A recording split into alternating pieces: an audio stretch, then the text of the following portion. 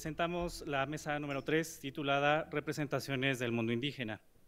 En esta mesa nos acompañan 4 distinguidos investigadores, quienes disponen de 20 minutos para sus exposiciones. Al final de estas intervenciones habrá otro espacio de 20 minutos para preguntas muy puntuales por parte del público.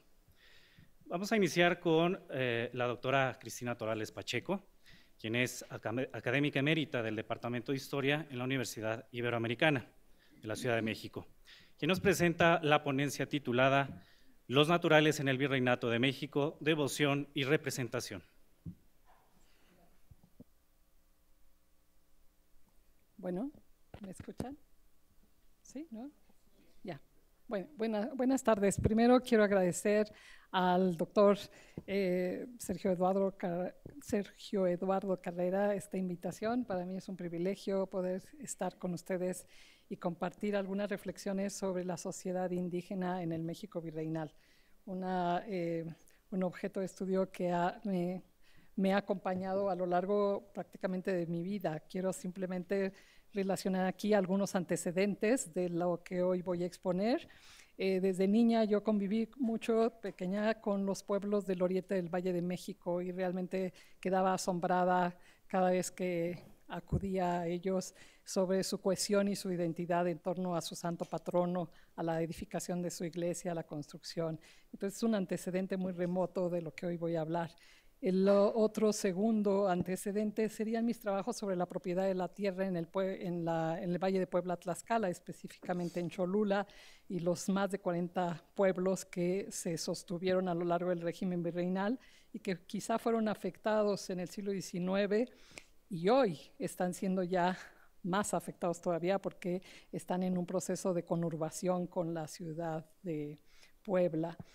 Otro aspecto que antecede mi trabajo es el interés que he tenido por las crónicas religiosas y por los relatos impresos sobre devociones marianas asociadas con los naturales americanos.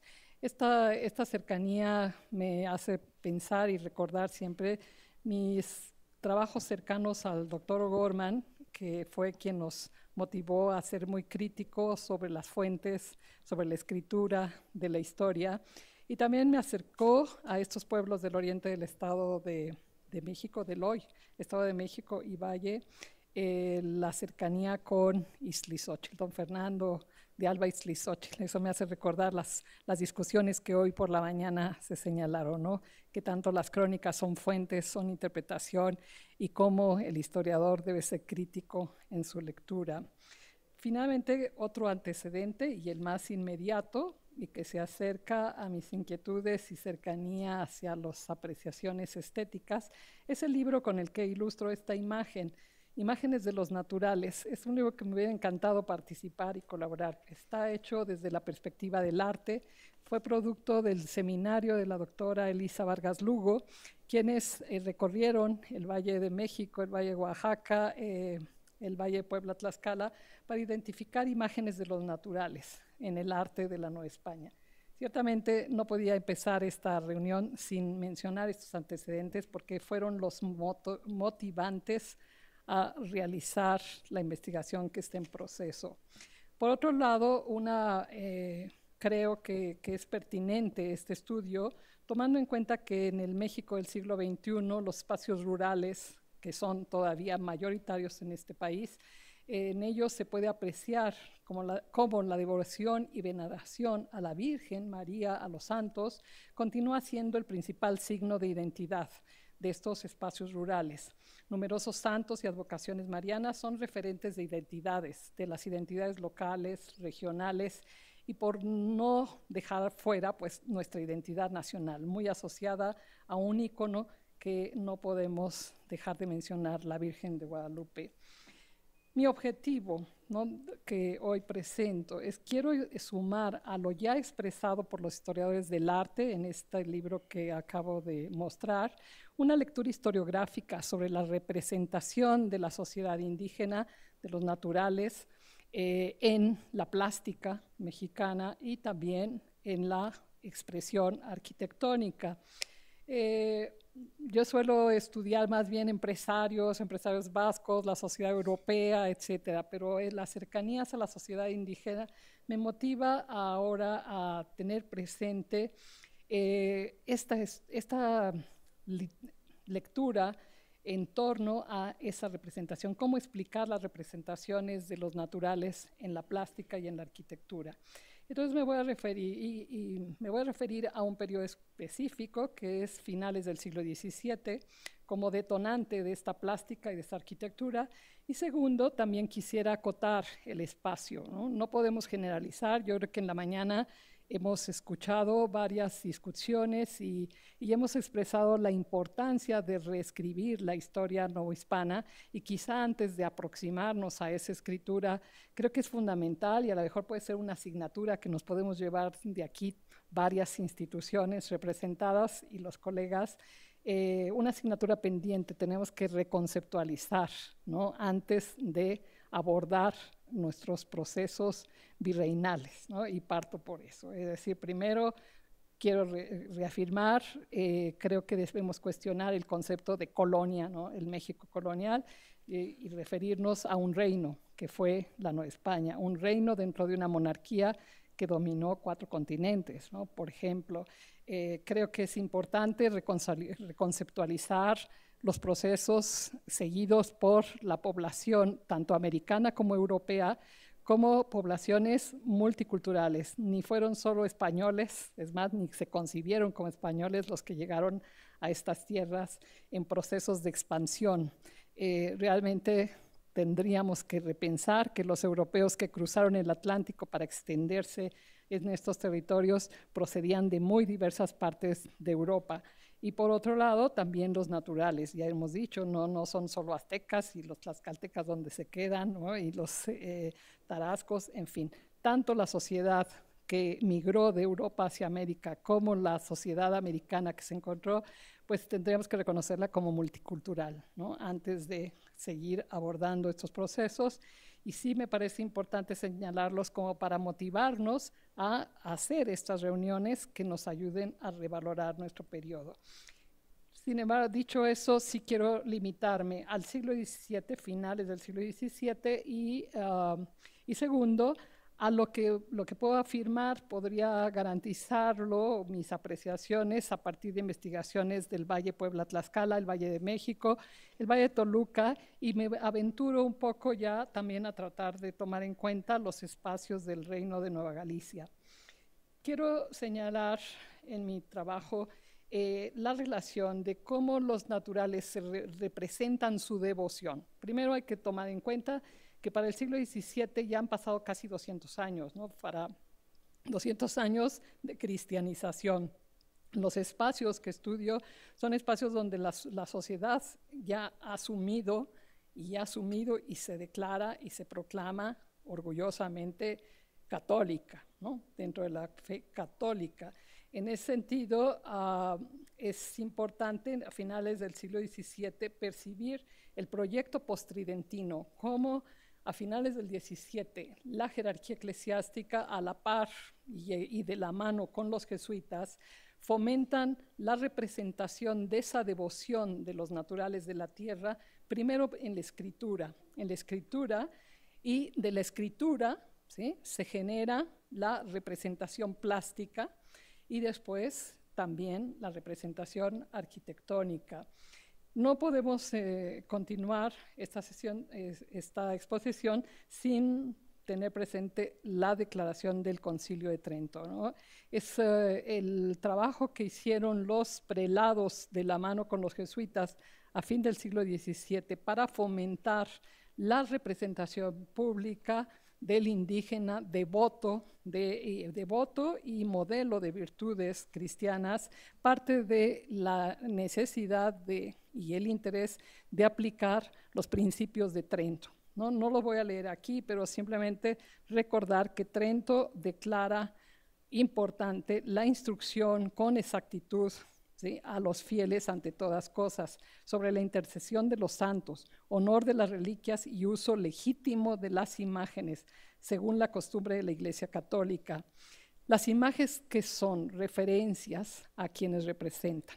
Las imágenes deben tener y conservar principalmente en los templos las imágenes de Cristo, Virgen, la Virgen y los santos. El honor que se da a las imágenes se refiere a los originales representados en ellas, de suerte que adoremos a Cristo por medio de las imágenes que besamos y en cuya presencia nos descubrimos y arrodillamos. Veneremos a los santos cuya semejanza tienen. Esto se declara en 1563. Sin embargo, podemos apreciar que es hasta la segunda mitad del siglo XVII que se puede ver de manera visible la estrategia de la iglesia a través de sus prelados de llevar a cabo esto, ¿no? De impulsar la devoción de Cristo, María y los santos a través de sus imágenes. Algo que es importante también señalar, ha acompañado este proceso de invitación a la representación de las imágenes con el fomento a la práctica sacramental. Aunque el Concilio de Trento no se difunde, es decir, el texto de Trento no va a ser de uso cotidiano de los prelados ni de los sacerdotes, es decir, algunos lo tendrán, algunos se refieren a él. Realmente tenemos que tomar en cuenta los catecismos, las doctrinas cristianas que se desarrollan, en donde se va a reafirmar lo que propone Trento y serán los textos que usen los párrocos de las iglesias de los naturales, ¿no? Y en ese sentido quiero recordar aquí el catecismo de Pedro Murillo Velarde, un individuo interesantísimo, jesuita. Algunos de ustedes deberán haberlo consultado desde sus textos teológicos, desde sus textos de derecho canónico. Otros probablemente han estudiado a Murillo Velarde en sus geografías históricas, 10 volúmenes que hizo, en fin. Pero aquí me llama la atención este individuo que terminó su vida como misionero en Filipinas, escribe su catecismo, instrucción cristiana, y nos explica ahí nuevamente lo que significan las imágenes, el uso de las imágenes, honor, estimación, reverencia, gratitud a Dios y a sus santos. Las imágenes excitan el amor a Dios y de los bienaventurados con las memorias de sus excelencias y beneficios. Nos mueven a su imitación, siendo más viva la especie. Las imágenes son libros perfectos. A mí me parece muy oportuno esta cita a propósito de uso de razón, como se mencionaba en la mañana. Para este catecismo está hecho en Madrid, y en Madrid, a diferencia de decir son de razón o no, son entonces las imágenes son los libros de los ignorantes, los que no saben leer las escrituras. Ven las imágenes y en las imágenes las virtudes. Las imágenes en pintura de la estatua de los santos, de María y de Cristo deben ser las más perfectas para que de este modo se excite la devoción. En el texto también de Trento se fomentaba las peregrinaciones, ¿no? Las peregrinaciones para venerar a Cristo, a la Virgen o a los santos, y la construcción de santuarios. Eso quisiera que lo tengamos presente. Es justo que el que recibe, según Murillo Velarde, que el que recibe el beneficio sepa agradecerlo con el reconocimiento y memoria. Por eso conviene y es frecuente que en la iglesia se hagan cuadros y pinturas, se cuelguen imágenes, figuras de cera, lámparas, cirios, violetas, mortajas, ojos, piernas, brazos, etc. Esto es como la proclamación de los exvotos. Y otro aspecto importante para nosotros historiadores, la escritura de la historia. Fundamental el escribir la historia de las imágenes, la historia de los Cristos, de las vírgenes, de los santos. Fundamental la historia para la veneración. En ese sentido, podríamos tener presente en México, en la provincia mexicana, los jesuitas fueron los aliados naturales de los prelados. No voy a detallar cada una de las acciones, pero sí es importante que la provincia mexicana, a través de las misiones mexicanas, reforzaron esta presencia de imágenes, este fomento de imágenes, y otro aspecto muy importante, en la escritura de la historia, la exaltación de los naturales de la tierra, la exaltación de los indios, indios con orgullo, es decir, el término indio fue adoptado por los propios naturales de América, ¿no? No tiene el sentido despectivo que en el siglo XIX se le otorgó esa palabra. El orgullo de la sociedad indígena era ser indio, es decir, es ser indígena natural de la tierra y con derechos. Y en ese sentido, estas historias que se escriben resaltarán a ese indio virtuoso, ejemplo de virtudes cristianas. Las iniciativas de los prelados, a la par de los jesuitas, es fomentar esas escrituras de la historia y multiplicar las representaciones, pinturas y esculturas, y fomentar la construcción de espacios y decorados profusamente. Los espacios, los grandes santuarios, ahí surgen desde la Basílica de Guadalupe, que a finales del siglo XVII se coloca la primera piedra, hasta los santuarios de otras vírgenes promovidas a niveles regionales.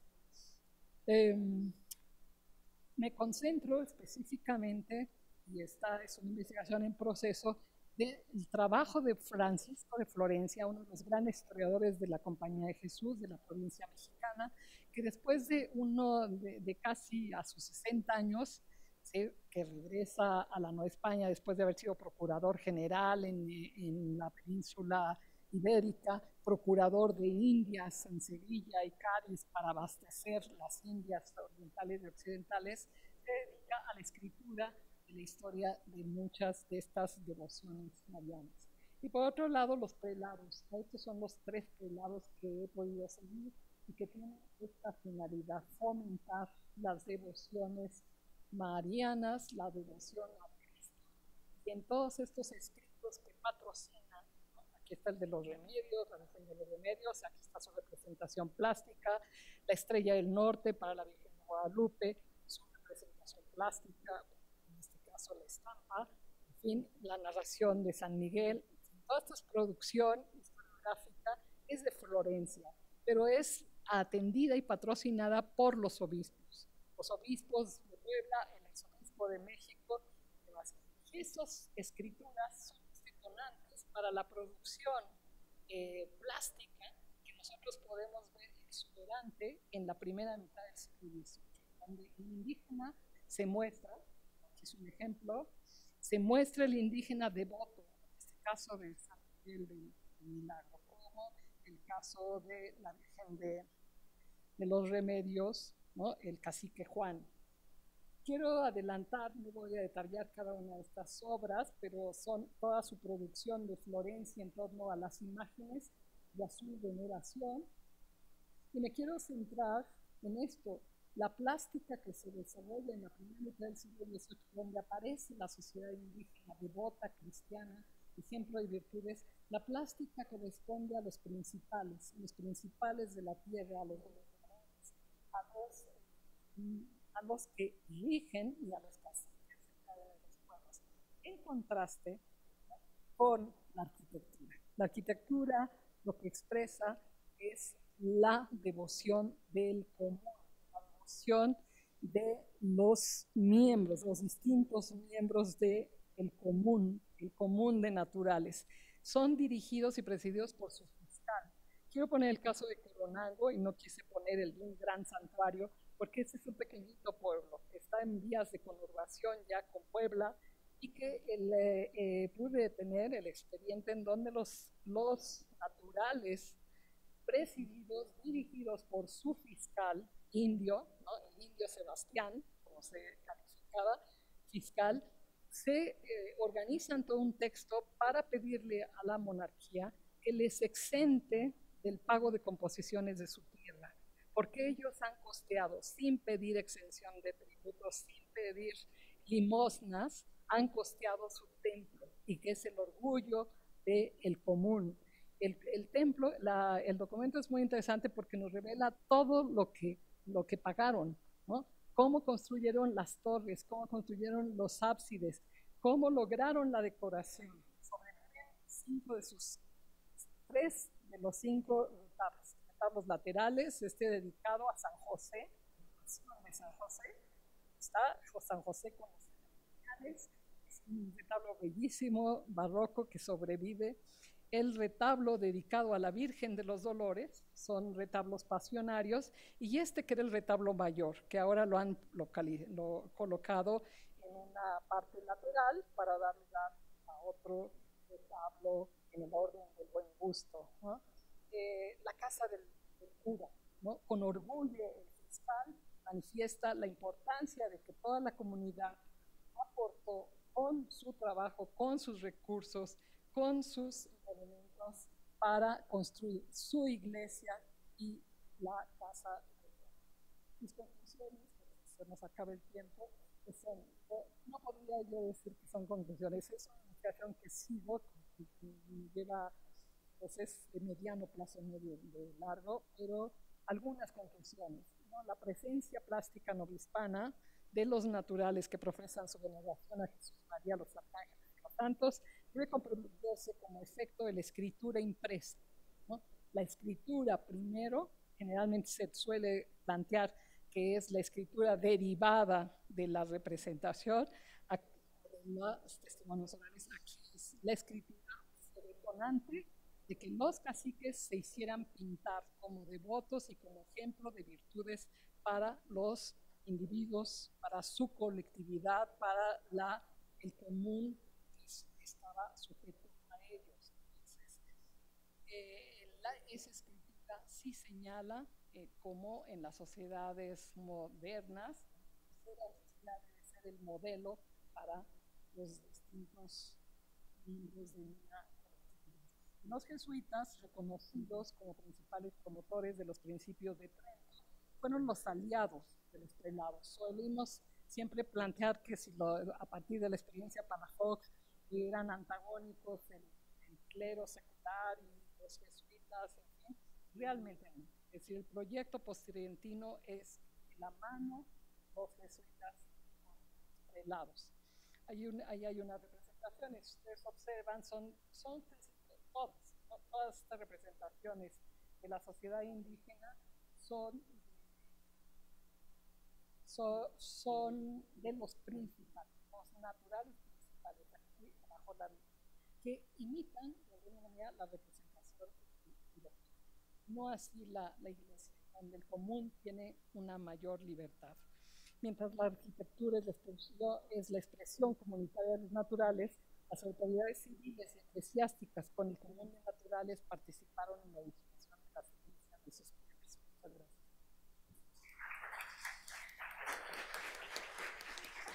Muchas gracias. Agradecemos la participación de la doctora Torales Pacheco y continuamos con la ponencia La Cueva de los Ídolos. El caso de José Lázaro, hacedor de lluvia, Atocpan, Arzobispado de México, 1710, a cargo del doctor Gerardo Lara Cisneros, quien es investigador del Instituto de Investigaciones Históricas de la UNAM.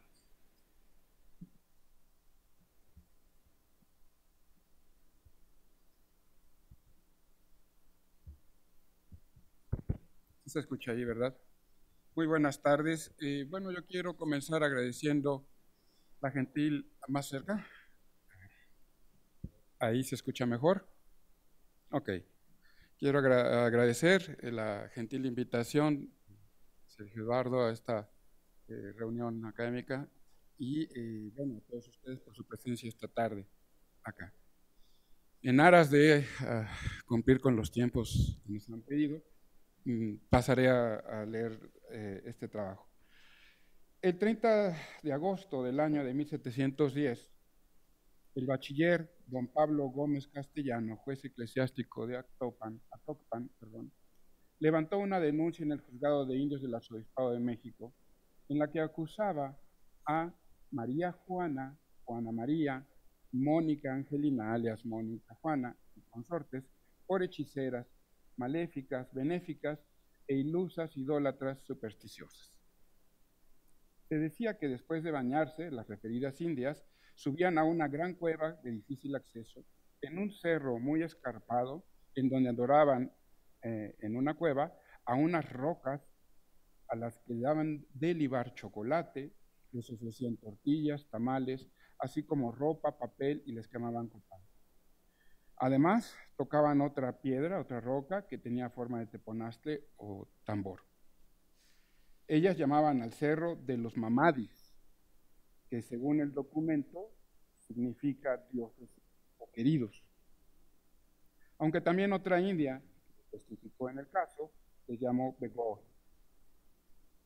Roberto Martínez opina que quizá el nombre de mamadis tenga que ver con el verbo náhuatl mamana, que refiere a, cito, poner comida por orden y concierto en la mesa.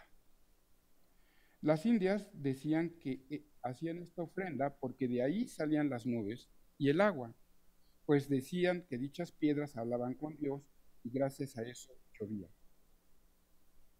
También delataron a otro hombre, su nombre José Lázaro, que era de Cascalobo, de una india chichimeca, un mulato, quien tenía el nombramiento de fiscal de los indios chichimecas en su doctrina, y quien a la postre sería juzgado por el Santo Oficio señalado como el principal promotor de este caso.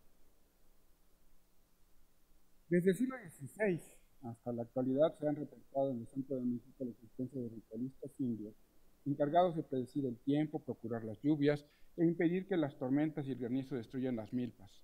A estos personajes se les conoce como graniceros o temperos.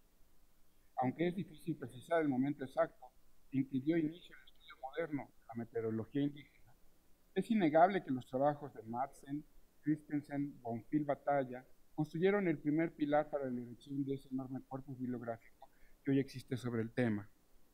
Sin embargo, debió pasar más de una década para que el tema fuera retomado por estudiosos como Glockner o Greenberg, quienes se encontraban especialmente interesados por el sueño y el trance en el culto de las montañas. No fue sino hasta la década de 1990 que las obras colectivas de Matías Alonso, Loubinov y de Albores y Broda con ello se daría una verdadera explosión en las investigaciones de la meteorología indígena, campo de estudio en el que hoy confluyen investigadores de diferentes disciplinas, arqueología, historia, etnología y otros más, en torno a una temática común. Este impulso continuaría durante la primera década del 2000 y en la que se sumarían nuevos y jóvenes investigadores como Lorente, Juárez Becerril, Zampayo o Luna Fierros, que individualmente han comenzado a generar nuevas propuestas. Sin embargo, debemos admitir que si la información es cuantiosa en torno a los cultos oficiales de la lluvia, la época prehispánica, y a los registros etnográficos de hoy en día, tenemos muy pocos tiempos tempranos sobre personajes semejantes para la época colonial. En la más temprana definición que tenemos, es de Fray Juan Bautista, en el siglo XVI, se nos presenta al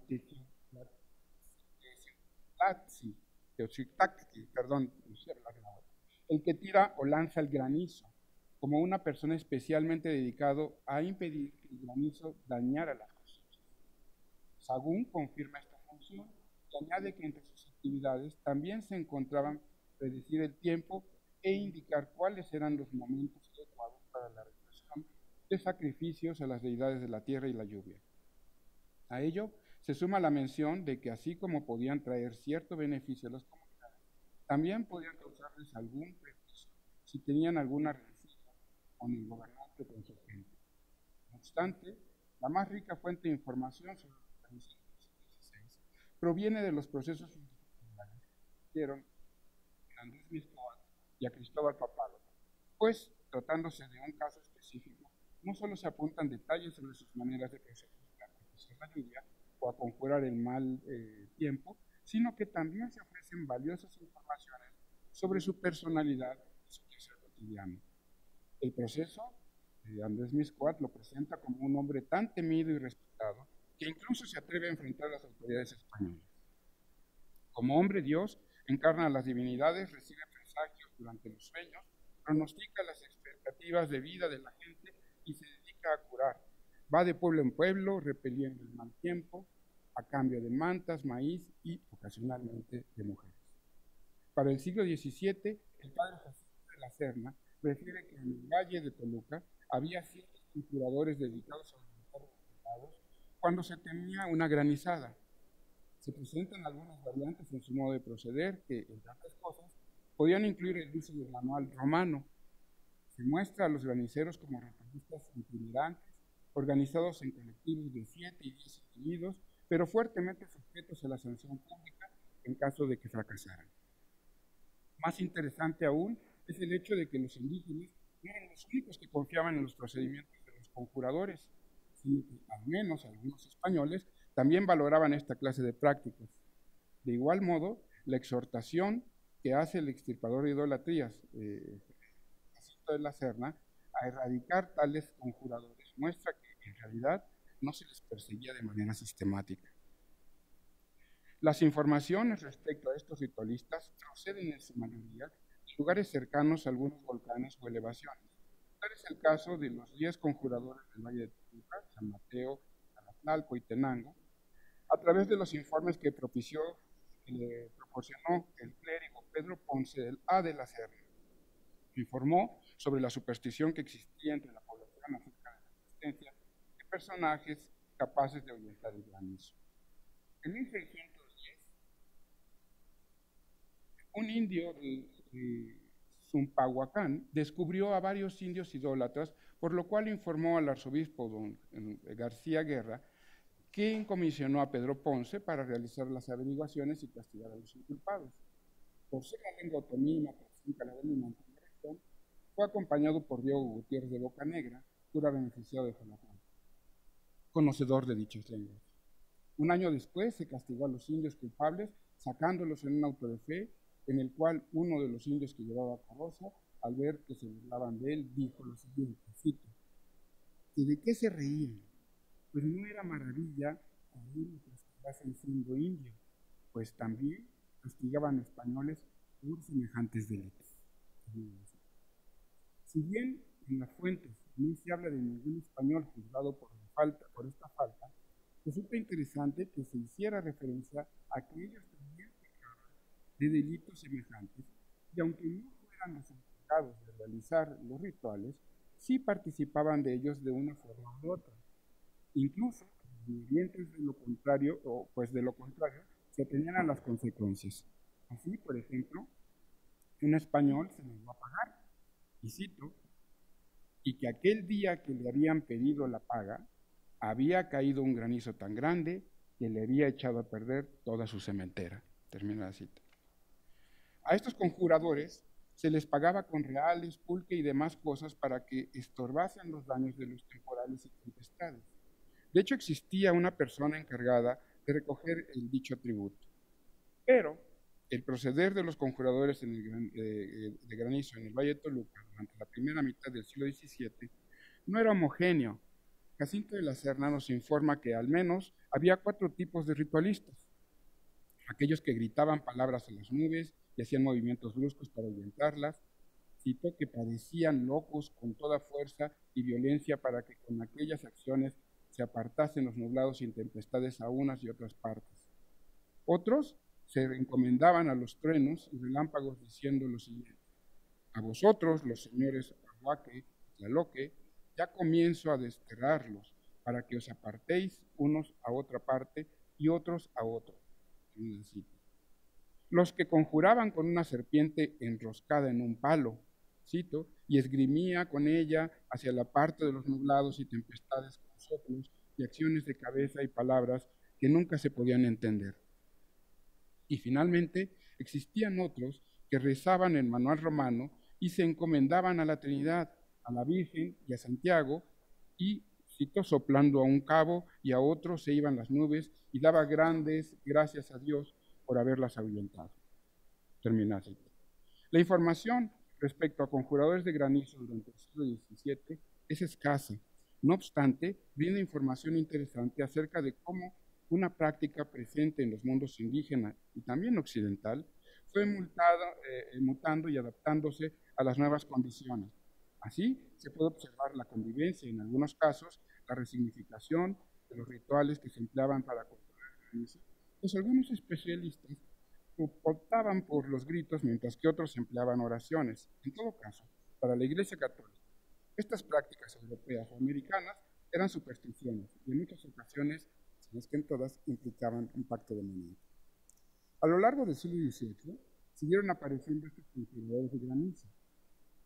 Hoy conocemos al menos unos 6 o 8 expedientes que tratan sobre ellos para el siglo XVIII. El caso más temprano es el que da nombre a esta ponencia y que fue calificado por las autoridades del Principado de Indios y por el Santo Oficio como un acto de superstición idolátrica. Algunos detalles llaman la atención en él, y es que no solo se trata de la pervivencia de ancestrales rituales y el empleo de insumos de origen prehispánico, como el chocolate, los tamales, las tortillas, el copal, y obviamente la existencia del ritual en la cueva y en el cerro. Me refiero específicamente a las fuertes diferencias que se manifiestan entre estos ritualistas del siglo XVIII y los de los siglos anteriores. Tanto José Lázaro como las mujeres que le acompañaban en la cueva, curiosamente todas viudas, eran gente que ante los ojos de los españoles tenían mínima preparación y eran ignorantes y torpes. Así lo dejan ver las sentencias que finalmente les dictaron tanto el Provectorato de Indios a las Indias como el Tribunal del Santo Oficio al Lobo. Pues no obstante tratarse de un grave delito, ambas instituciones procesaron con indulgencia a sus respectivos reos por considerar que se trataba de gente rústica y miserable. En contraste, al interior de la sociedad indígena, estos personajes gozaban de cierto prestigio, particularmente José Lázaro, quien a pesar de ser de casta lobo, tenía un papel activo en las tareas de la comunidad indígena, pues en la liturgia de su doctrina había sido nombrado fiscal de los chichimecas. A él se le embargaron 26 ovejas y varias imágenes de santos y vírgenes, algunas de las cuales le habían emparentado con Mónica Angelina, otra de las procesadas, quien se decía su comadre por haber llevado a bendecir las dichas imágenes. Es claro que su participación en los rituales de la cueva de los ídolos no obedecía solo a una devoción religiosa, sino a una clara necesidad de lluvia para la subsistencia cotidiana. Detrás del ritual también había una explicación material. No deja de llamar la atención también que en el ritual descrito no se haga alusión a rezos o invocaciones, aunque sí se recalca que oraban hincados. Y por último, también llama la atención que se trate de un ritual en el que participaba un varón y varias viudas, quien además se habían bañado previamente. Esto pareciera obedecer o quisiera lograr tal vez un equilibrio simbólico entre lo femenino y lo masculino, que nos recuerda a otros rituales del siglo XVIII, como los casos de idolatría entre los hombres dioses de la Sierra Gorda. Es evidente que el análisis de este caso requiere de mayor espacio. Sin embargo, con lo mencionado aquí, parece suficiente para señalar que para adentrarse en la descripción densa de la religiosidad indígena colonial tardía, no basta repetir los clichés de las supervivencias prehispánicas o de las prácticas idolátricas. Es necesario romper con las viejas explicaciones de mestizaje y construir un nuevo mapa de la religiosidad indígena en el mundo novohispano. Es también necesario construir una nueva cronología que nos dé cuenta de la manera en que la cultura y la religiosidad indígenas fueron acusando la penetración cristiana y se fueron amoldando para construir sus propias versiones de cristianismo indígena. Versiones propias del cristianismo que respondían con mayor eficacia a las condiciones y necesidades de las comunidades indias y a la religión de los evangelizadores.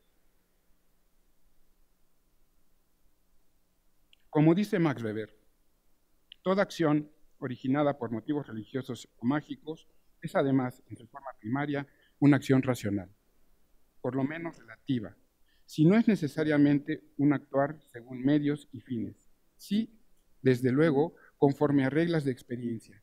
El actuar o el pensar religiosos o mágicos no pueden abstraerse por consiguiente del círculo de las acciones con vistas a un fin de la vida cotidiana, y menos si pensamos que los fines que persiguen son de naturaleza predominantemente económica.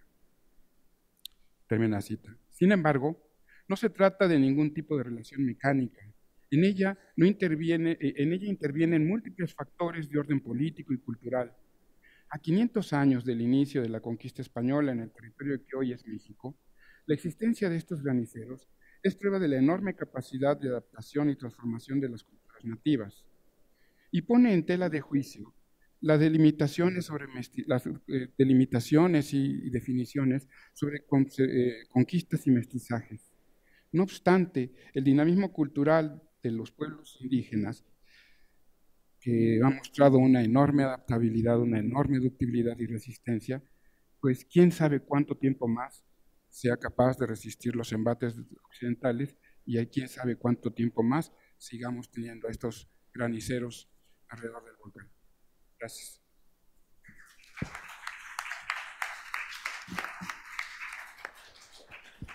Muchas gracias al doctor Lara Cisneros. Continuamos con el doctor John Chuchak, quien nos presenta el tema de la muy querida península de Yucatán. El doctor es académico en el Departamento de Historia de la Universidad del Estado de Missouri. Y su ponencia se titula En busca de prestigio, la falta de concesiones de escudos de armas indígenas, mayas y la iconografía apócrifa de la heráldica colonial en Yucatán. Adelante, doctor. En junio de 1618, don Juan Chan, el Batab, cacique, señor natural del pueblo de Chancenote, presentó ante los oficiales españoles de Mérida una probanza de sus méritos y servicios a la corona española. Juan Chan era descendiente de los gobernantes de la región de Chancenote. Su abuelo, Nahau Chan, fue el legítimo Jalachuinic del área, el señor supremo. A los ojos de los españoles, don Juan Chan y sus méritos eran muy reconocidos. Chan cumplió con 3 requisitos necesarios para tener un escudo de armas o hacer una petición. Era descendiente directo de los señores naturales de la región de Chancenote.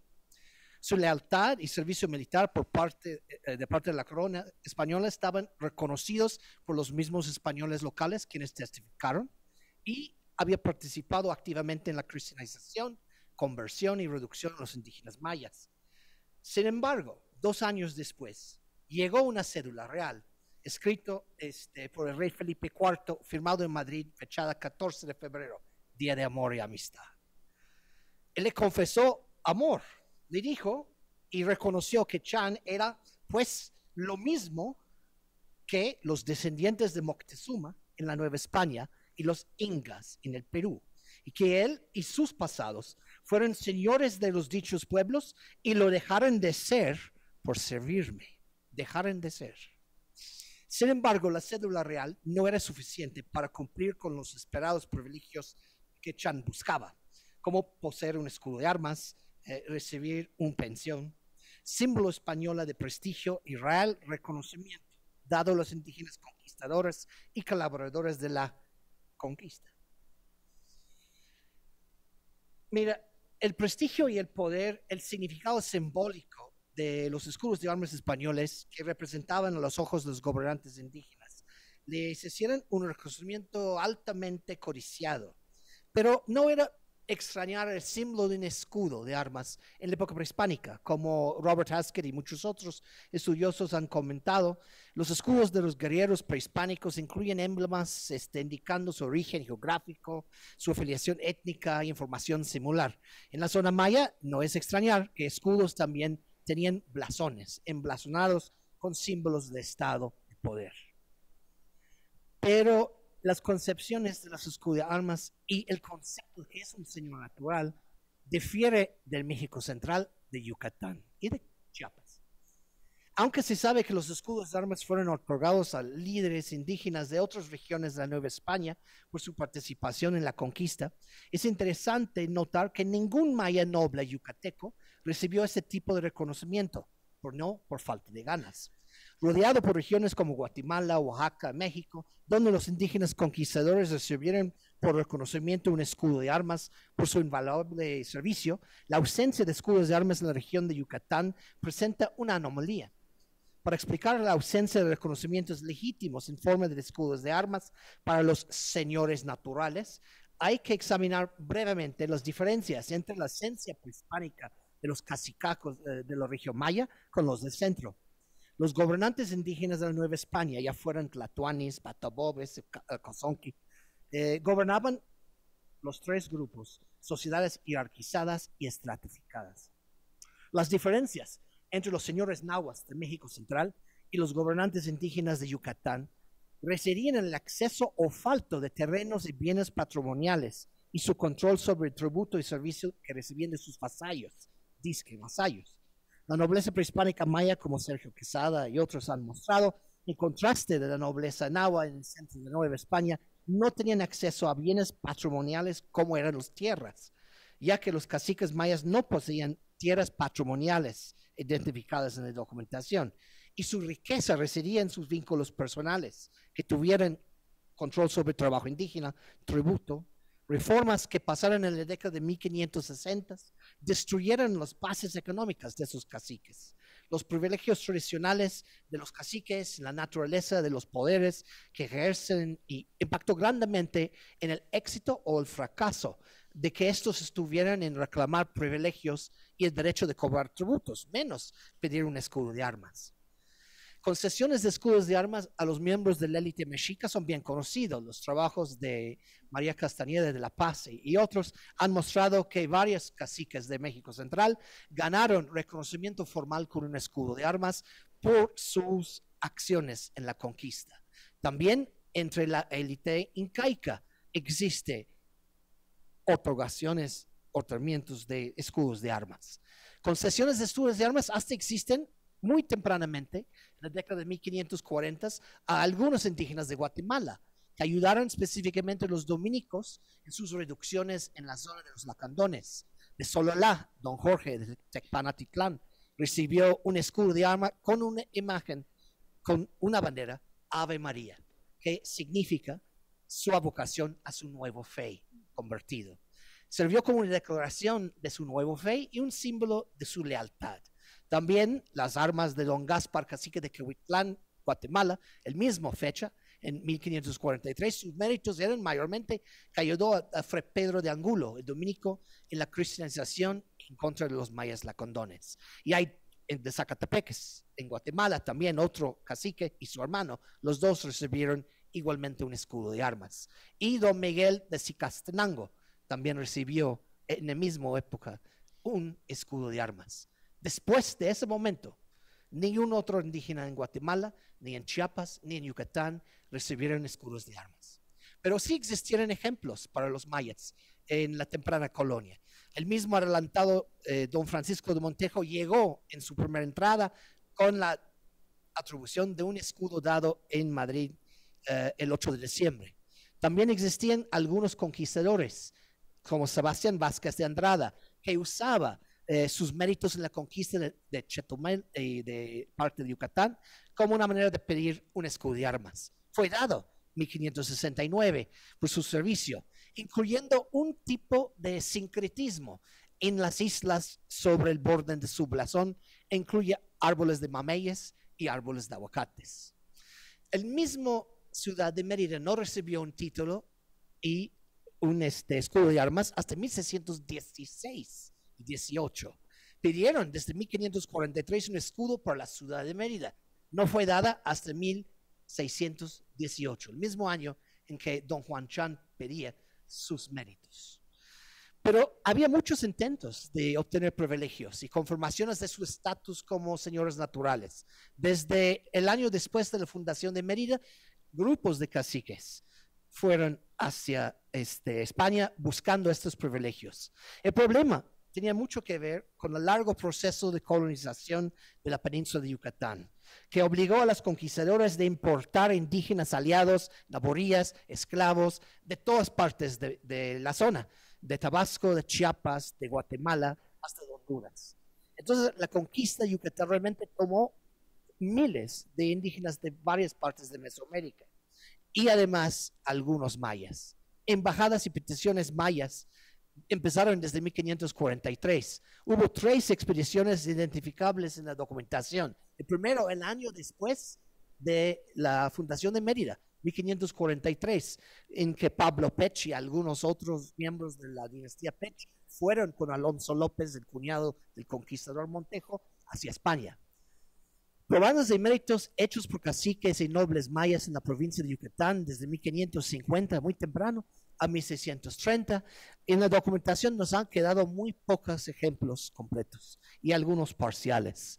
Si vemos, era mucho más difícil después de 1563. Con la abdicación de Carlos V y la toma de poder de Felipe II, cambió completamente el deseo de recibir embajadas personales de caciques. Carlos V era muy dado a tener esas visitas. Felipe II no.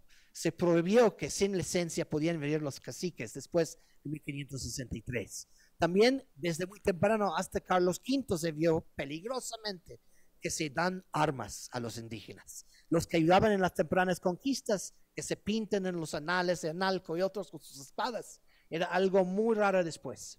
También prohibían montar a caballos. Esos son privilegios que algunos de esos caciques mayas buscaban en sus solicitudes. Desde muy temprano, don Diego Naj, un cacique de Campeche que convirtió y ayudó a los frailes en las misiones y conversiones, él pedía liberación de tributos. También quiso cargar armas. Fue denegado su petición de cargar armas. Sí recibió liberación de tributos. Montar caballo, prohibido. Era muy temprano después de la conquista. Escudo de armas, ni se menciona, nada. Don Pedro Pech, que activamente ayudó, él y su primo y su familia, los Pech, ayudó bastante con armas, auxiliados, comidas al ejército español. Pidió liberación de tributos, cargar armas, no. A pesar que sí cargó armas durante la conquista, no le dieron licencia formal después de 1560. Caballo, tampoco. Y menos un escudo. Aunque él y Pablo Pech fueron personalmente al corte, estuvieron ahí el mismo mes que los caciques de Guatemala estuvieron. Los caciques de Guatemala tenían la ayuda presencial del fraile Pedro de Angulo, que él abogaba. Alonso López despreciaba a los 50 caciques. Hasta daba un apodo a uno, le decía el Valladolid, que era de la región de Valladolid. Y cuando regresó, su hijo de él lo mató a ese cacique. Lo mató en un asesinato que fue un escándalo. Don Jorge Canul, que tiene fama por haber denunciado la conspiración de Andrés Cocom, una rebelión, ¿no? Pidió igual, liberación de tributos, denegado. ¿Por qué? Era un indígena encomendado, un encomendero.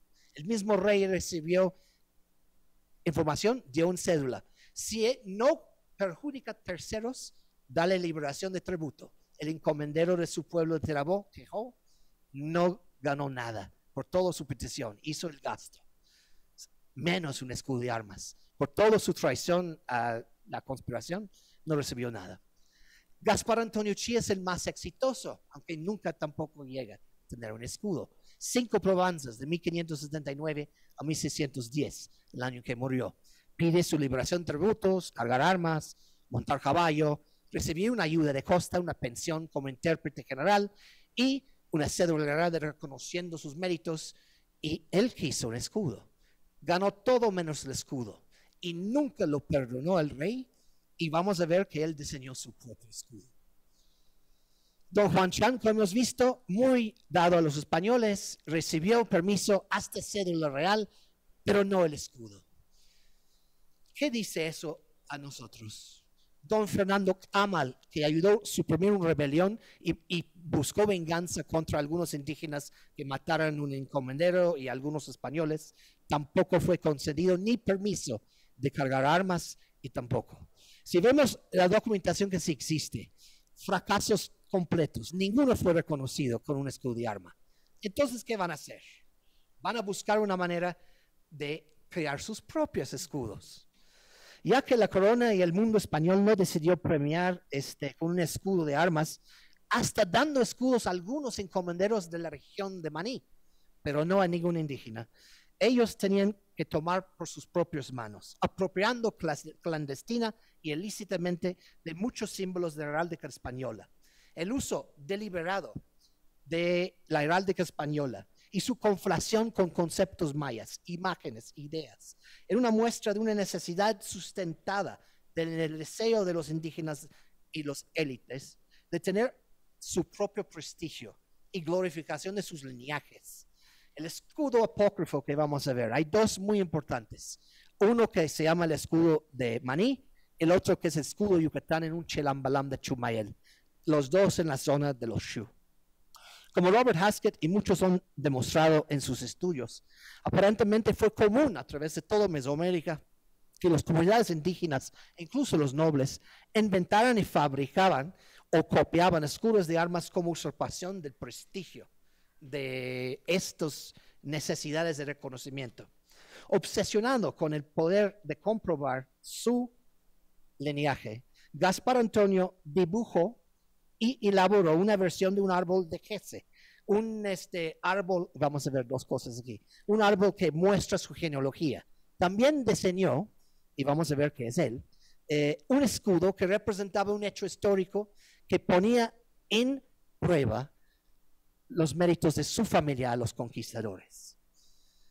La principal función de su árbol genealógico y su escudo era de comprobar la conexión de su familia, los Shu, con los españoles y con la cristianización, la conversión de los indígenas. Tanto el dibujo como el árbol genealógico, como las páginas de la crónica de la familia Shu y algunos documentos como el mismo relación de costumbres que Gaspar Antonio mandó a España, trataban de comprobar un hecho histórico que para él era clave: el sacrificio de su tío y de su papá para apoyar a los españoles y la traición de los cocomes en su asesinato.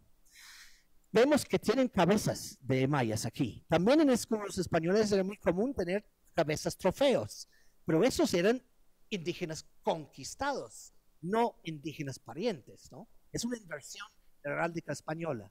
En el escudo de Cortés hay 7 caciques, líderes de las ciudades que rodeaban Tenochtitlan, que fueron conquistados por Cortés, un símbolo de su conquista. Juan Tirado tiene cabezas de diferentes etnias de los caciques que él sometió en la conquista. El padre de Gaspar Antonio Chi está situado en este escudo apócrifo, al parte de superior derecha. Ese es el papá de Gaspar Antonio Chi.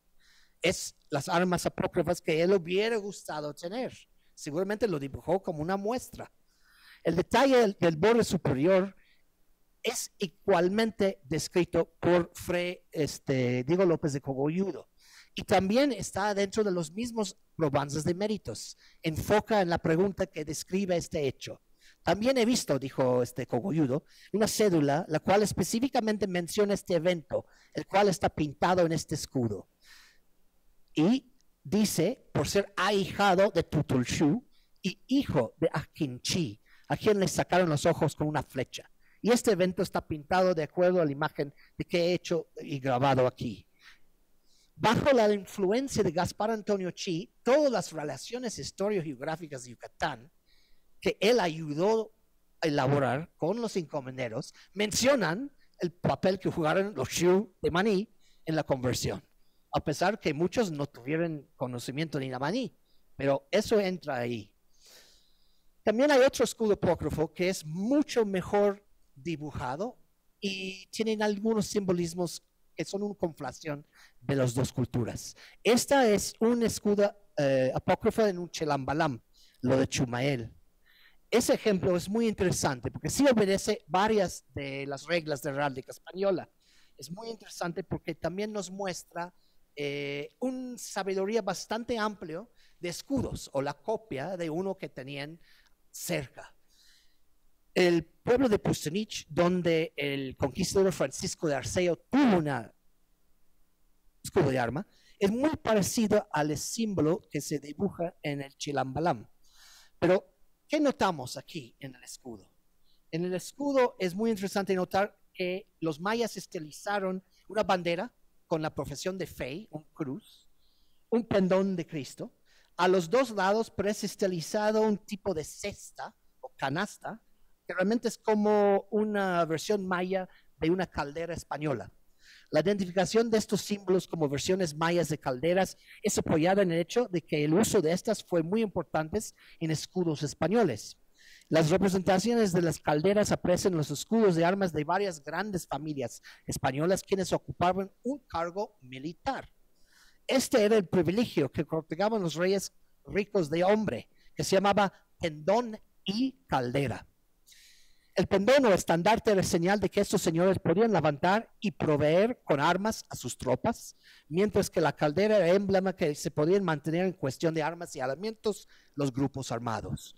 Indios aliados que ayudaban a los españoles claramente van a querer mostrar y recibir ese tipo de reconocimiento. La historiadora de arte, Amara Solari, argumenta que esta imagen sirvió a los mayas tanto para trazar como mapa un territorio específico de Yucatán y clamar la hegemonía política de los Xiu y el maní. Maní es ulum upuxika lum maní. Maní es el corazón de la tierra. Es de la familia Xiu, obviamente. El uso de dinastía de los cocomas hasta tienen algún escudo apócrifo. Pero a la vista pública también hay usurpaciones de la heráldica española, mayormente el uso de la doble águila, de águila bicéfala, que no tiene nada que ver. En época de Borbones están poniéndolo en las fachadas de las iglesias. La importancia del símbolo del águila bicéfala como signo de prestigio y favor real es muy bien conocido. Hay relieves en las iglesias construidos en la mitad del siglo XVIII, en plena época borbónica, donde se pintan, elaboran y usan el águila bicéfala. Muy tardía. La iglesia de visita de Xtán, de Guaymas, es impresionante. Hay 16 doble águilas en la fachada de Guaymas. En la visita de la iglesia de Canchoc también. Pero eso no nos debe sorprender. En Guatemala, en los títulos primordiales, vemos el uso y la usurpación de la doble águila. Ese es un buen ejemplo allá en Canchoc del tipo de dibujo maya de estas cosas. Ese es en pleno público, pero son pueblos lejos de asentamientos españoles. No están cerca ni de Mérida, ni de Campeche, ni de Valladolid. Le relieves hasta copias de los escudos que están en las monedas aparecen. En Tequit, por ejemplo, se ve que la influencia hasta de las monedas, porque no había monedas con la doble águila circulando en la Nueva España en estas épocas. Eso terminó en 1591, esa iglesia. Interesantísimo. Pero eso no es suficiente. Los mismos mayas utilizaron en su arte rupestre, yo buscando cuevas en artes rupestres en los 90s, en cuevas como Tzipalchen, en Miramar, doble águilas pintadas en las cuevas, en uso ritual de los lineajes nobles. También vemos en los chilambalames copias de arte que se copian en las varias cuevas. Eran los nobles, los élites, denegados sus escudos y sus privilegios, que seguían usurpando esa heráldica española por sus propias necesidades. El uso clandestino del águila bicéfala de los Habsburgos incluye toda la zona maya. La razón es, en conclusión, ¿por qué los demandantes mayas yucatecos no deben haber recibido concesiones de escudos de armas? Es importante de preguntarnos por qué. Como el análisis ha mostrado, la apropiación de la heráldica española y su combinación con iconografía maya asociada con la élite gobernante es una forma de resistencia, de subornar los valores de la cultura dominante española y su iconografía para usos privados y públicos de los mismos mayas. Por lo tanto, los nobles mayas se vieron obligados a usurparlo por ser falta de concesiones legítimos. La dificultad de comprobar su estatus de señores naturales por falta de tierras patrimoniales, tributos hereditarios, ningún documento ni códice que presentan, o evidencia testificada por españoles. Pocos españoles quisieron testificar. Falta de apoyo de los españoles para las peticiones, clave. Y la feroz resistencia maya a través de más de 20 años de conquista significó que no hay ni los Xius completamente que fueron leales toda la temporada. Algunos traicionaron a los españoles. Y final, algunos conquistadores quisieron desacreditar incluso a mayas que habían servido como aliados leales. En esto, don Juan Chan, don Pablo Pech, el exasperado Gaspar Antonio Chi y muchos otros caciques fueron abandonados sin ningún legítimo y regio reconocimiento. Dado que la colonia no los gratificó legítimamente, ellos, como élites indígenas, en un sistema colonial, inventaron sus propios emblemas. Los ejemplos existentes de estos escudos apócrifos nos muestran que era una necesidad sobrevivir y cohesionar su poder político en tiempos cambiantes. Y ellos lo hicieron adentro de un sistema político religioso que no era muy amena, era adverso, pero no desconocido. Muchas gracias.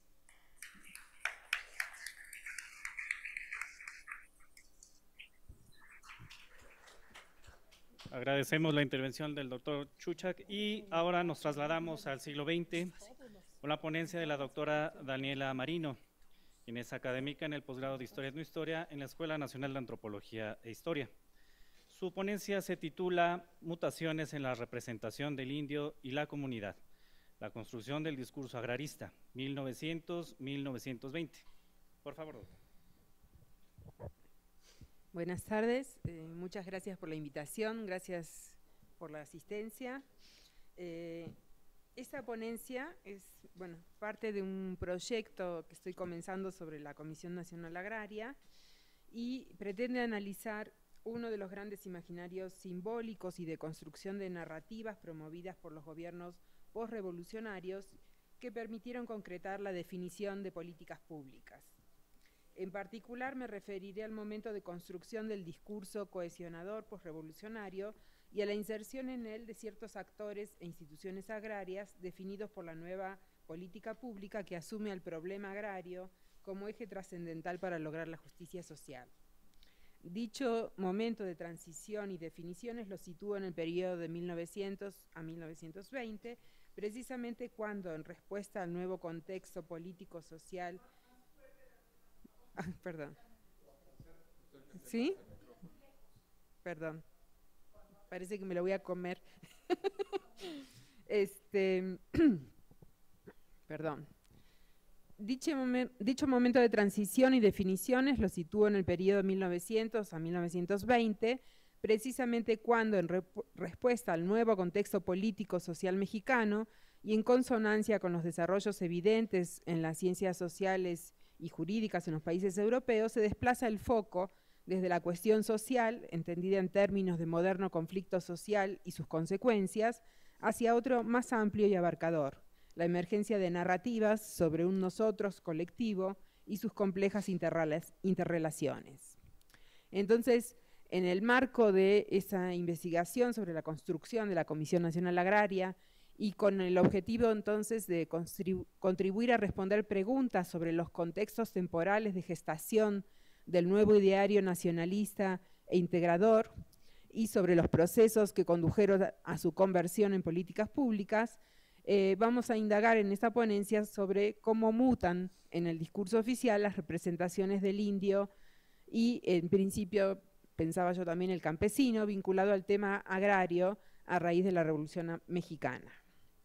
La intención es identificar cuándo y cómo se produce el viraje de un paradigma de desarrollo centrado en la inversión extranjera, el ferrocarril y la propiedad privada individual, que a su vez veía al indio y a la tierra comunal como obstáculos a dicha vía hacia el progreso, hacia el nuevo paradigma posrevolucionario que ensalza al campesino y el ejido, nuevas formas del indio y la comunidad moldeadas por y dependientes del Estado, como elementos definitorios de nacionalidad y cohesión social. Existen trabajos sobre estas representaciones para el porfiriato, existen también para la construcción del discurso agrarista en los años de 1920 y 1930, pero ha sido escasamente estudiada la transición entre ambos paradigmas. Por esa razón, analizo algunos escritos de legisladores, actores políticos, integrantes del gobierno interesados en el problema agrario en la década de 1910, así como muy brevemente algunos notorios antecedentes de la década de 1900, con el fin de identificar posibles transformaciones en las representaciones de las élites gobernantes sobre el indio y los grupos campesinos, así como también sobre la función del reparto de la tierra y las modalidades que debía adoptar la propiedad rural para lograr la cohesión social y la integración nacional. La segunda fuente que utilizo son textos jurídicos, la Ley Agraria de 6 de enero de 1915, su reforma de 9 de septiembre de 1916, el artículo 27 de la Constitución de 1917, reglamentos y circulares de los primeros 4 años de funcionamiento de la CNA, de la Comisión Nacional Agraria, es decir, las fuentes jurídicas que inician la reforma oficial. La tercera fuente son otros documentos producidos por la CNA, como las actas de sesiones de la Comisión entre 1916 y 1920.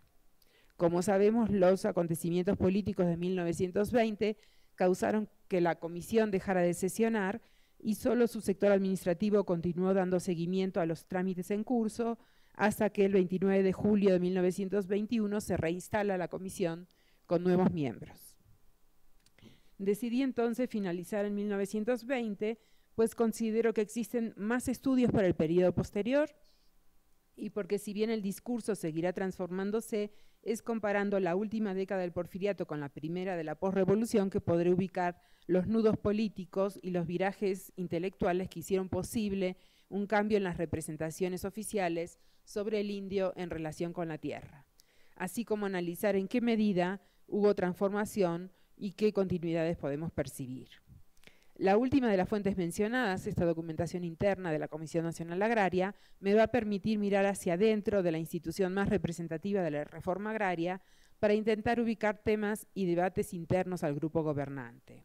Al centrarme en la CNA carrancista, pienso que, en primer lugar, estoy tomando en cuenta la coherencia de criterio de esta primera conformación de la CNA y, en segundo lugar, analizar estos primeros años en que los funcionarios dejan de escribir sobre el problema agrario para abocarse a resolverlo, lo que implicó, entre otras cosas, reunirse 9 ingenieros y abogados una vez a la semana para estudiar y dictaminar las solicitudes de dotación y restitución recibidas, dirimir las consultas que las comisiones locales, gobernadores y representantes de la CNA en los estados les hacen sobre la legislación y los procedimientos a seguir, y en consecuencia redactar circulares que aclaren esos puntos, recibir informes del personal de campo y gabinete sobre casos concretos, así como las difíciles negociaciones políticas con los gobernadores que no quieren comisiones locales o no quieren reforma agraria o bien quieren la suya propia.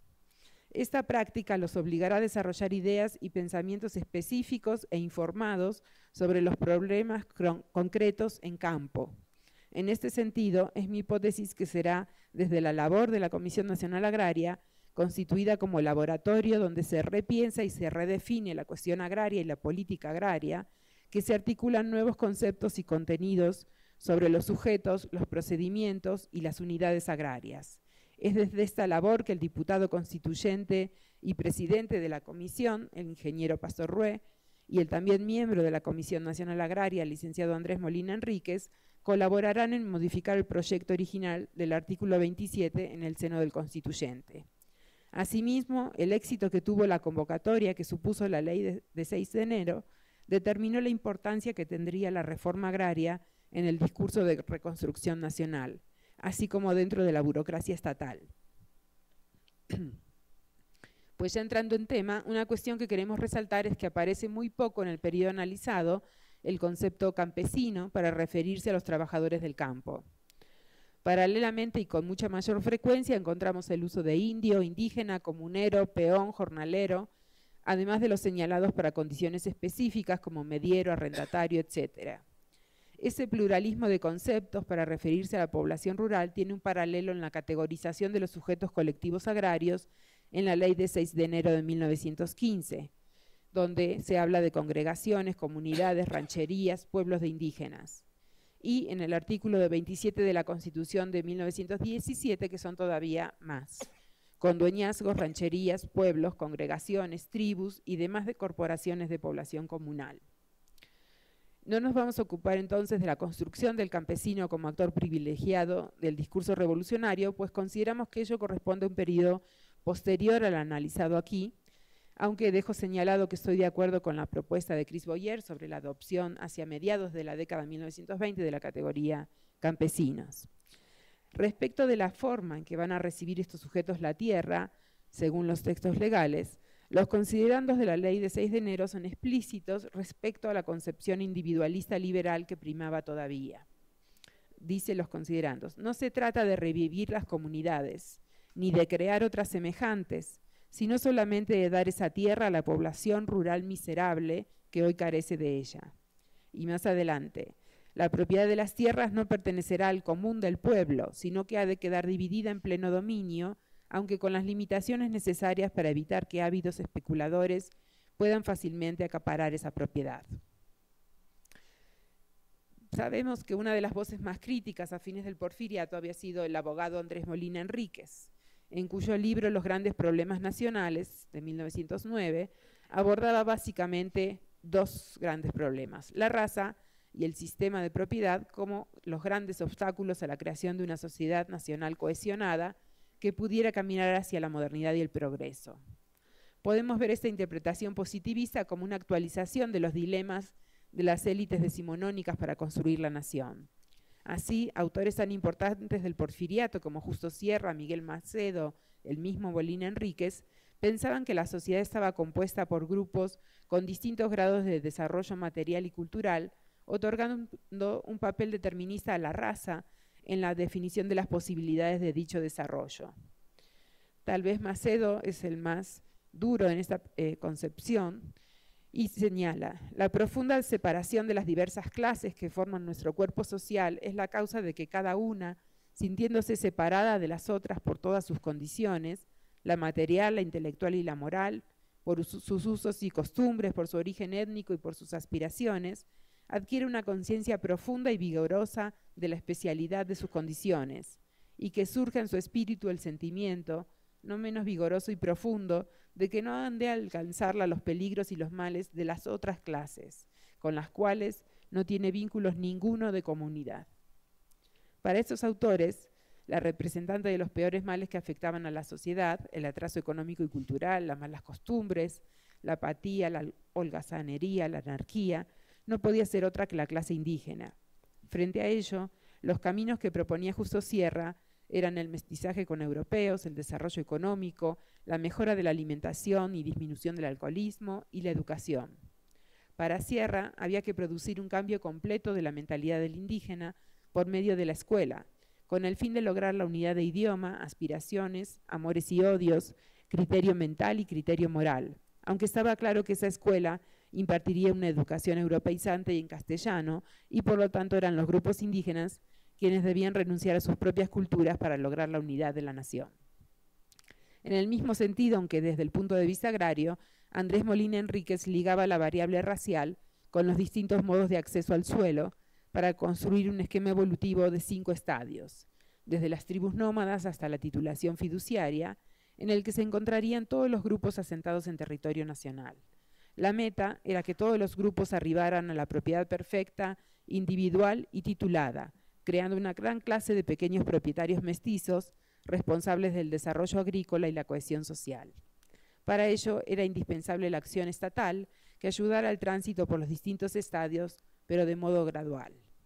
Es importante esta caracterización del pensamiento de Molina Enríquez como positivista y evolucionista, así como defensor de la pequeña y mediana propiedad individual, pues como sabemos los grandes problemas nacionales fue el libro que tuvieron a la mano los reformadores agrarios a la hora de entender el problema y proponer soluciones.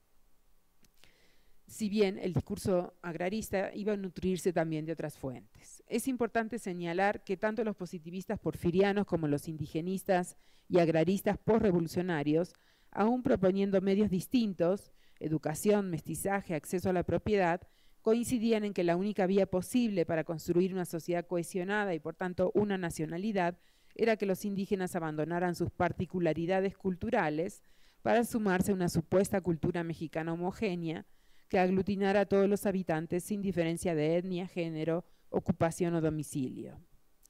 Una vez triunfante la revolución, se hizo evidente la necesidad de construir un nuevo nacionalismo alejado del europeísmo porfiriano y que incorporara a los actores populares de la lucha armada.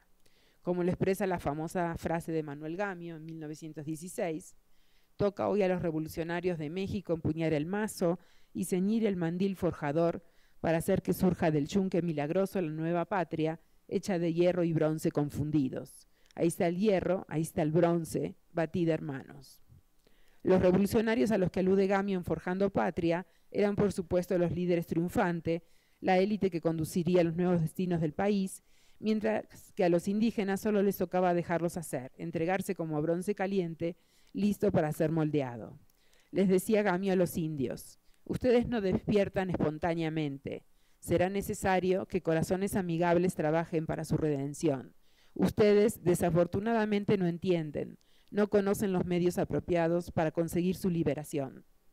Y para ayudar a los estadistas, la antropología en su verdadero amplio concepto debe ser el conocimiento básico para el desempeño del buen gobierno, ya que por medio de ella se conoce a la población qué es la materia prima con que se gobierna y para quién se gobierna. Así en 1917 logra que Pastor Rué, como dijimos, titular de la Secretaría de Agricultura y Fomento y de la Comisión Nacional Agraria, crear en el interior de la Secretaría de Agricultura la Dirección de Antropología, cuna de la antropología aplicada y del indigenismo, como la ideología integracionista oficial, y a donde reclutará a un joven Lucio Mendieta y Núñez, que estaba a punto de dejar la carrera de Derecho y regresarse a provincia por falta de recursos. También en ese contexto, otro de los autores importantes de este periodo sobre la cuestión agraria, Fernando González Roa, recibe el encargo en 1916, también de Pastor Rué, de elaborar un informe sobre la aplicación de la ley de 6 de enero de 1915, con el propósito de apoyar la capacitación del personal de las comisiones locales agrarias, responsables de poner dicha disposición en práctica. Bueno, voy rápido porque me están corriendo con el tiempo. También en la Comisión Nacional Agraria, dentro de la Secretaría de Agricultura, tenemos, como dijimos, como miembro de la comisión, a Andrés Molina Enríquez. Vemos entonces que a fines de la década de 1910, Rué tenía a su lado a las mejores mentes que en ese momento estaban pensando el problema de la tierra y el problema del indio, en palabras de Molina Enríquez, así como un equipo administrativo y de campo recolectando información fundamental para alimentar esa construcción intelectual. Muy rápido, lo que seguía ahora era analizar un poco los escritos de los legisladores, que van a continuar también en el año sobre todo de 1912 con varios proyectos en la misma matriz liberal, individualista, sobre el tema de la propiedad.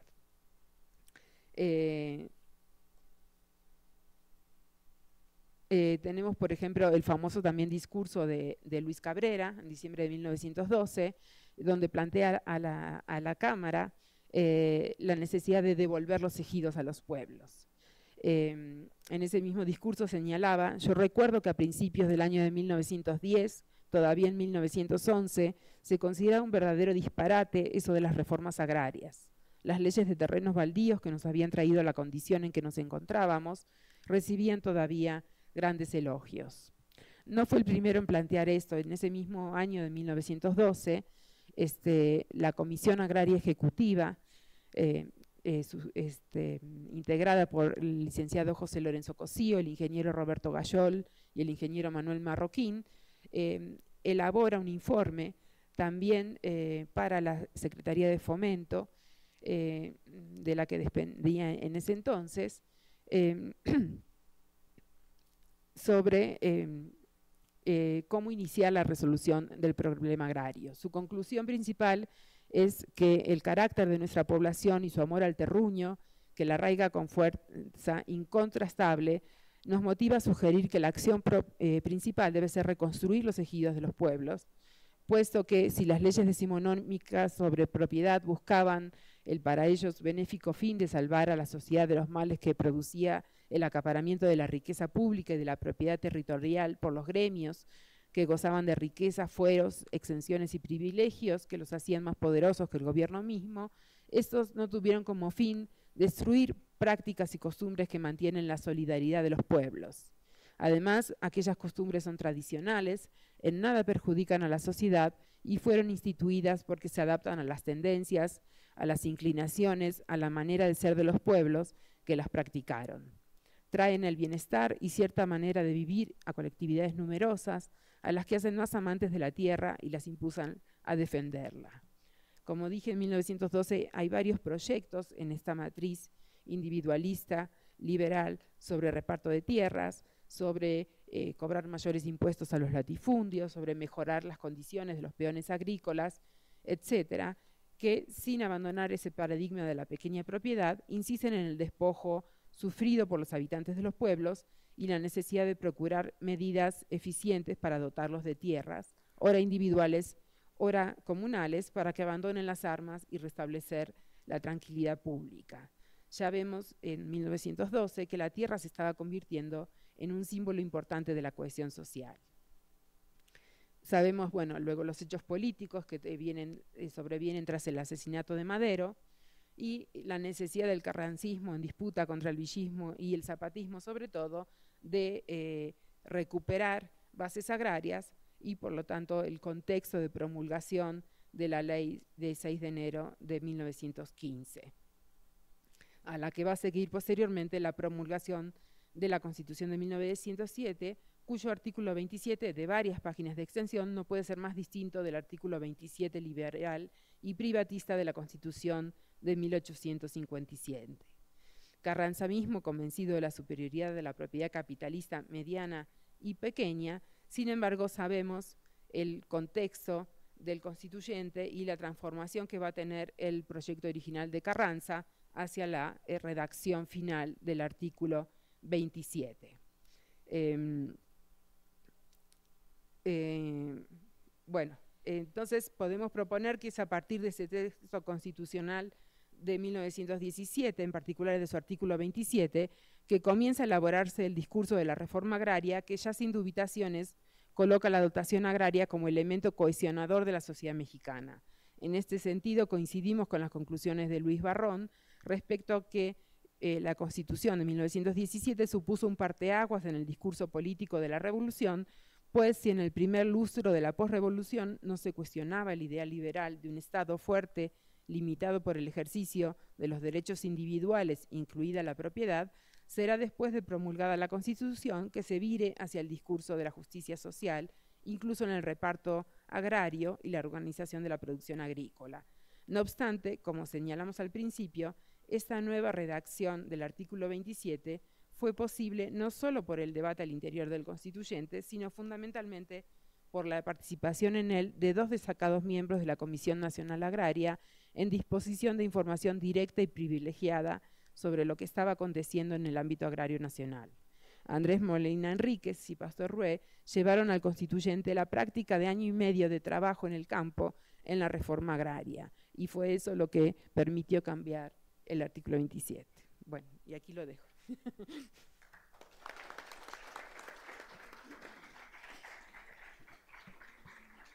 Muchas gracias, doctora Marino. Bueno, y luego de escuchar estas comunicaciones presentadas, abrimos un espacio de 20 minutos para preguntas del público. Sí. Sí, el micrófono no sé. Un segundo.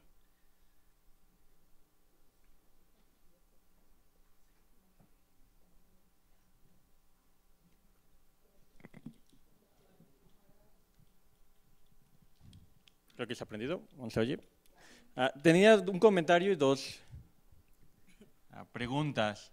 El comentario es hacia la doctora María Cristina.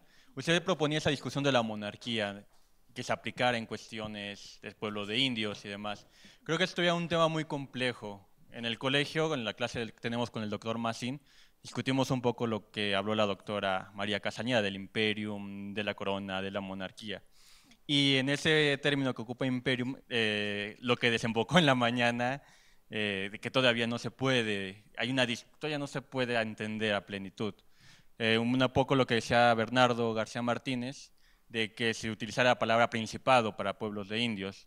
Y cuando yo intenté hacer eso en la maestría fue que se cae el mundo, ¿no? Entonces, todavía falta más discusión en estos términos que se pueden aplicar en una monarquía ibérica, en las Indias Occidentales, como lo marcaría el doctor Massín.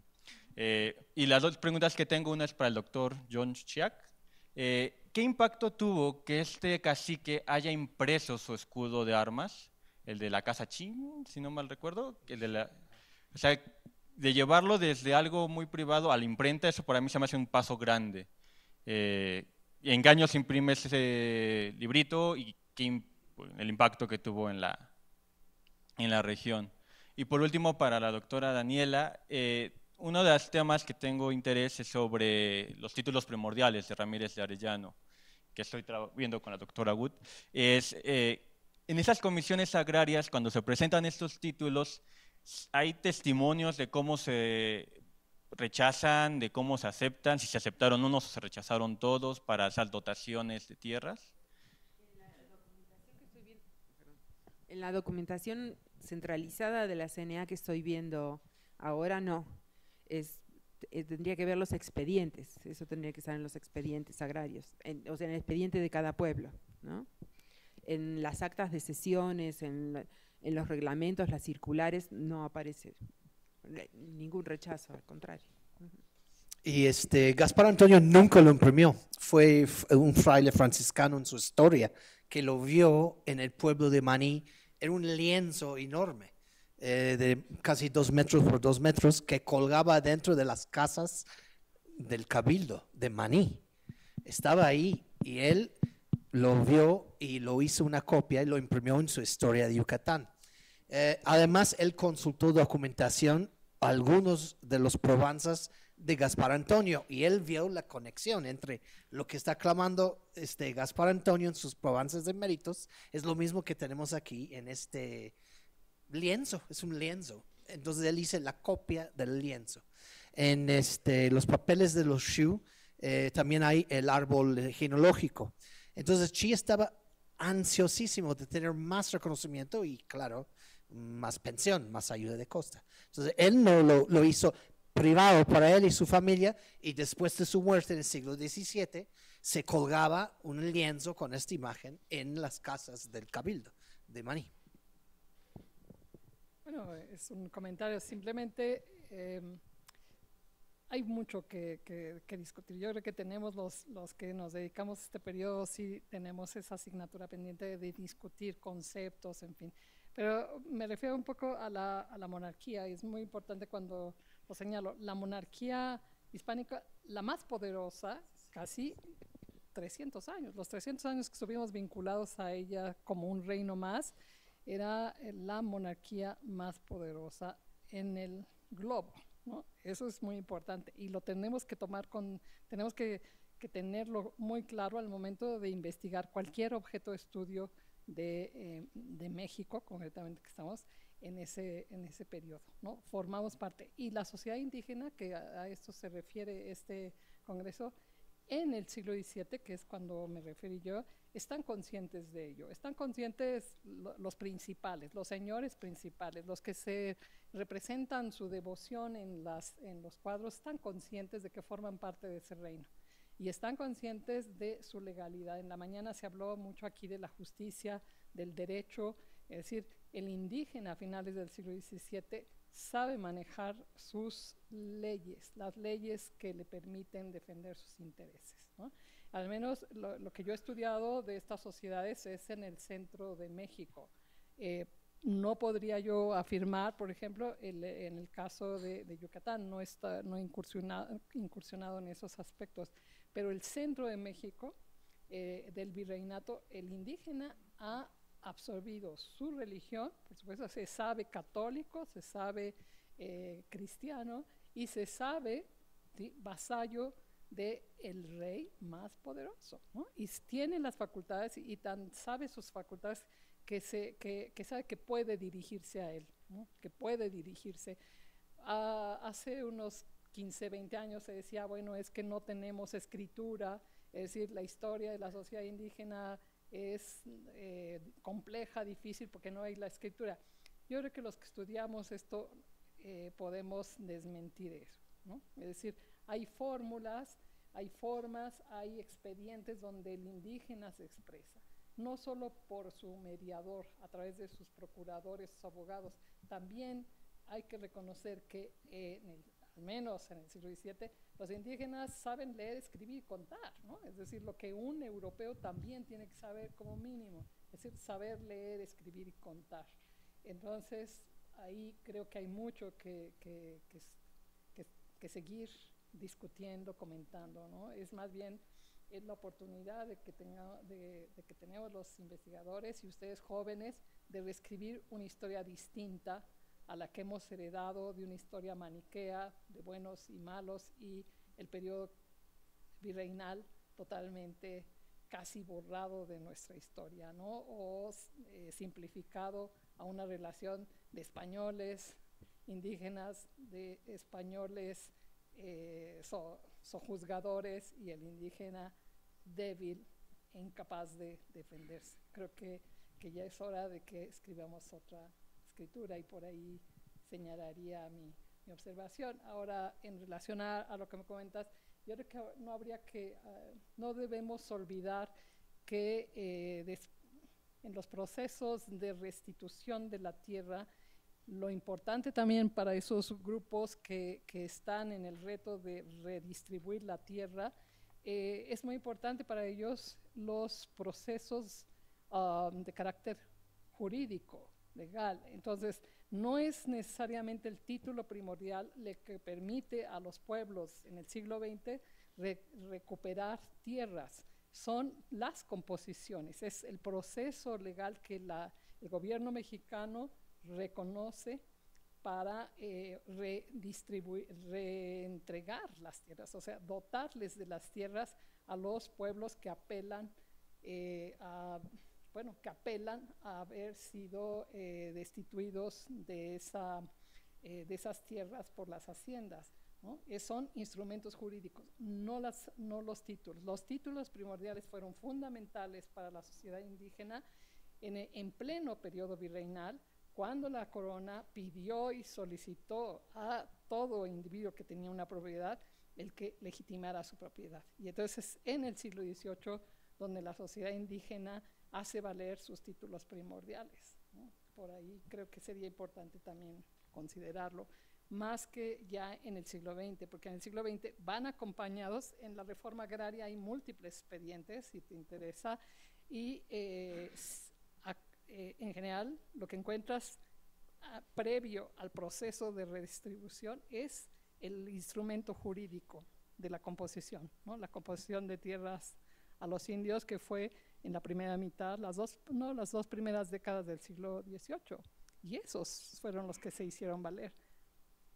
Pero bueno. Dos preguntas. Gerardo, uno, preguntarte si también tanto mujeres como hombres son los que son graniceros.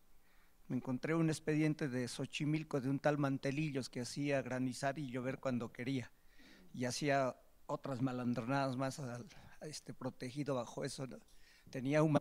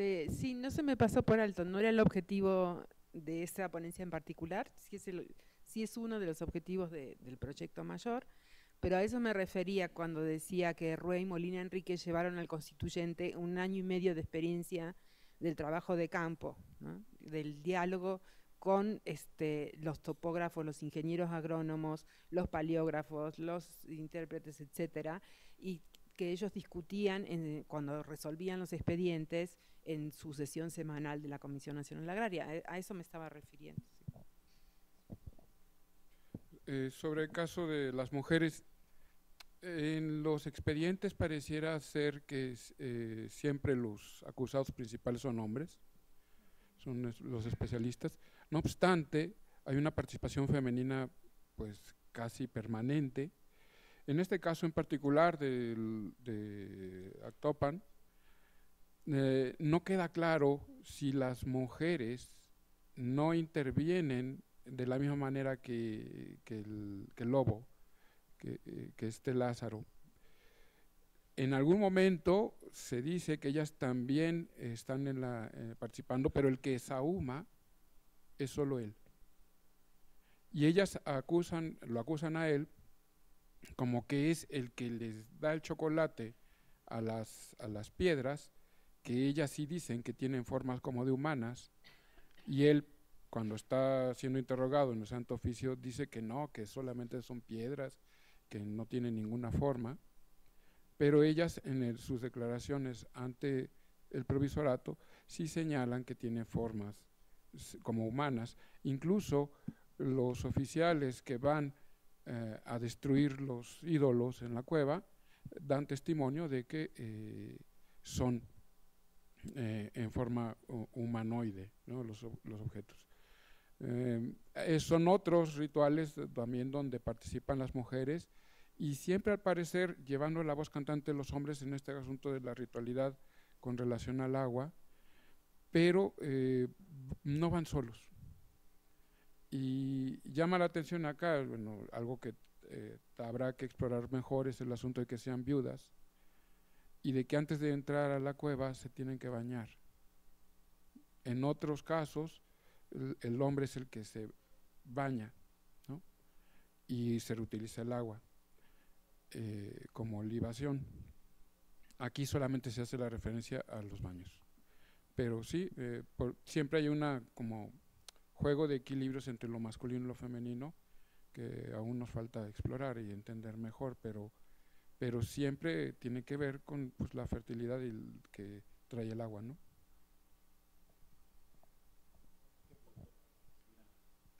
A ver. Una cosa, yo creo que sí, efectivamente tenemos un problema, gran descubrimiento, ¿verdad? Tenemos un problema de terminología, que yo creo que es especialmente grave en el caso de la historia colonial, y bueno, en general de la historia indígena, ¿no? Porque, para empezar, porque estamos confundiendo permanentemente la taxonomía colonial con una taxonomía moderna, con una taxonomía analítica. Y entonces decimos indios indígenas naturales, como si nos estuviéramos refiriendo todo el tiempo a la misma cosa. Y entonces eso nada más, pues ¿qué pasa? Pues que naturaliza todo, naturaliza las categorías, naturaliza la existencia de indios puros y de mestizos puros y de españoles puros. Entonces ahí tenemos ciertamente un problema que yo creo que se ve mucho más claro y es mucho más grave para la historia colonial, ¿no? Yo creo que hay tres condiciones que vuelven ese discurso de Cristina, de Oscar Massín, de que los reinos americanos no eran colonias. Me parece que ignora tres hechos fundamentales, que es la minoría legal de los indios, el carácter neófito de los indios en términos religiosos para toda la vida y el pago del tributo. Esas tres cosas establecen, desde mi punto de vista, una diferencia fundamental cualitativa entre la sociedad de antiguo régimen española y la relación con la población americana. Bueno, pero ciertamente hay que discutirla, ¿no? Pero lo que hay que hacer es creo que hemos cometido un error aceptando la terminología contemporánea. Es decir, que necesitamos un lenguaje analítico, necesitamos categorías analíticas para los sujetos que estudiamos y también para describir las cosas que pasan. Estaba haciendo una lista de los términos que hemos usado ahora. Entonces, apropiación, este asunto de lo apócrifo, es decir, copia, adaptación, es decir, usamos un montón de palabras. La única que no hemos usado es al final la que está rondando como fantasma, que es aculturación, ¿no? Y como que sabemos que no la podemos decir porque ya se oye mal, pero como no hemos desarrollado una como teoría que diga qué es lo que pasa en una sociedad así, entonces usamos un lenguaje que yo creo que es muy impreciso y que nada más nos genera más problemas. Muchas gracias por sus participaciones. Con esto concluimos esta mesa 3 y en un momento continuamos con la conferencia magistral. Gracias a todos.